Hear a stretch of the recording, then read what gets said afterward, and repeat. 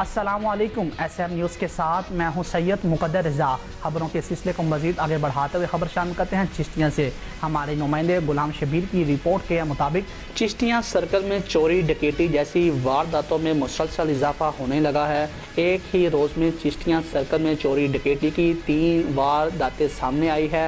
پہلی واردات تھانہ سٹی 8 ڈویژن میں 2 موٹر سائیکل سوار ڈاکو دن دہاڑے اسلحے کے زور پر آئس فیکٹری کے کلرک سے 12 لاکھ روپے لوٹ کر بآسانی کے ساتھ فرار ہو گئے، اور دوسری واردات تھانہ سٹی بی ڈویژن کی حدود 46 فتح کے قریب 2 موٹر سائیکل سواروں نے سیلز مین سے 1.5 لاکھ روپے نقدی اور موبائل فون چھین کر فرار ہو گئے، اور تیسری واردات مین بازار میں میڈیکل سٹور کے باہر سے چوروں نے شہری کو موٹر سائیکل سے محروم کر دیا۔